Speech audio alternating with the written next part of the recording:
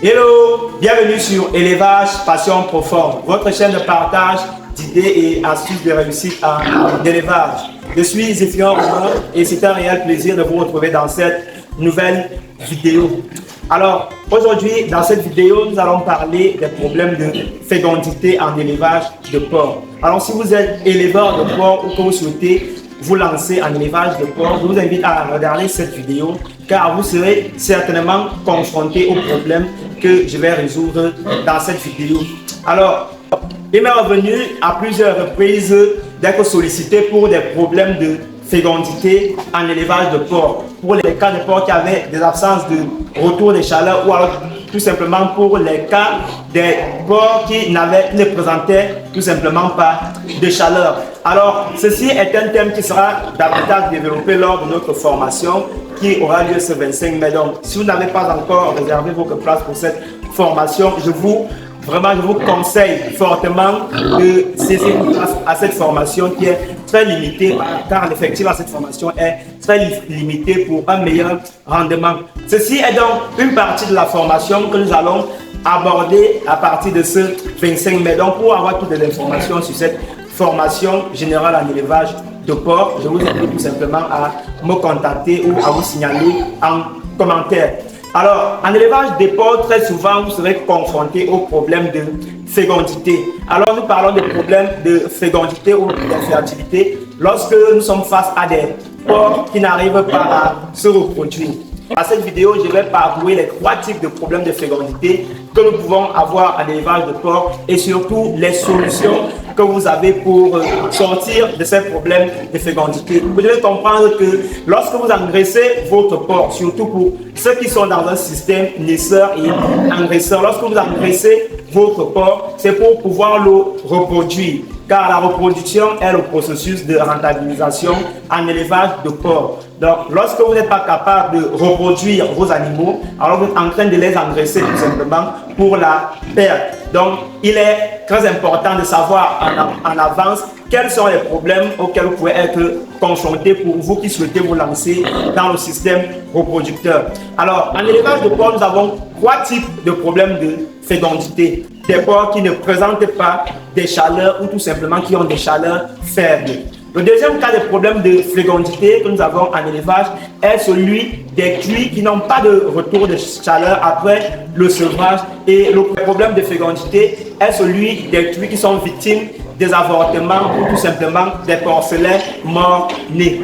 Donc, nous allons donc développer sur chaque cas et vous allez découvrir quelles peuvent être les causes de chacun des cas et comment on peut faire pour solutionner dans notre élevage. Alors, nous allons commencer par le premier cas des problèmes de fécondité.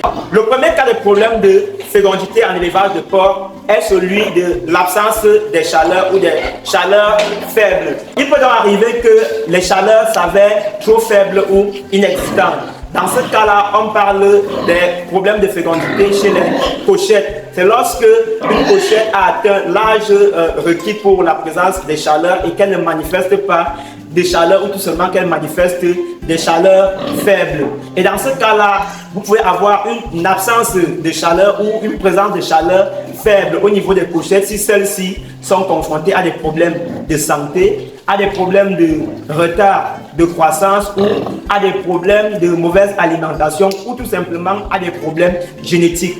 Alors, lorsque vous êtes face à des cochettes qui ont des retards de présence de chaleur ou qui, tout simplement qui ont des chaleurs faibles ou qui ne présentent tout simplement pas des chaleurs, tout ce qu'il faut faire avec ce type de cochettes, c'est tout simplement les éliminer et les envoyer dans la charcuterie pour qu'elles puissent être engraissées pour la consommation. Donc, vous devez garder uniquement comme cochettes et futurs reproducteurs des cochettes qui présentent des chaleurs vives et fortes et sur une très bonne durée. Vous devez laisser en reproduction des cochettes qui présentent des chaleurs fortes, vives et sur une très bonne durée. Donc, si vous êtes face aux cochettes qui présentent des chaleurs faibles ou alors qui ont des difficultés à présenter des chaleurs après qu'ils aient atteint l'âge de 6 mois, de 6 à 8 mois, vous devez tout simplement les éliminer et faire le choix de nouveaux reproducteurs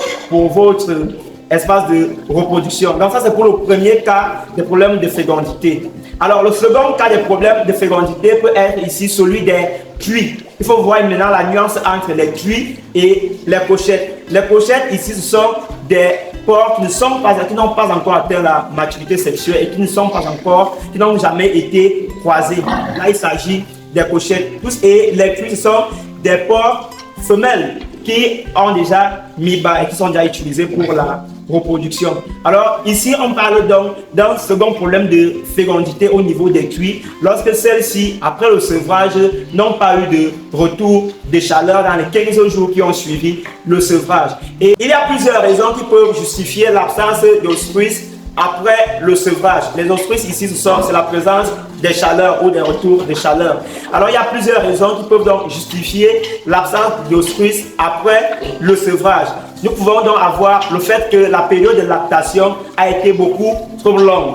La lactation ici, c'est le processus d'allaitement des porcelets. Alors, la pluie peut manifester un retard ou alors une absence de retour de chaleur si la période de lactation a été beaucoup trop longue. Ça veut dire si vous avez laissé la truie alimenter ou allaiter les porcelets pendant plus de 2 mois, vous pouvez avoir des problèmes avec des retours de chaleur. Vous avez aussi d'autres causes comme une sous-alimentation de la truie durant la période de lactation. Alors là, la truie peut se sentir très faible et peut ne pas manifester un retour de chaleur. Vous avez aussi des problèmes de température. Pour ceux qui ont des loges avec des températures au-dessus de 35 degrés, ces fortes températures peuvent limiter le retour des chaleurs au niveau des truies.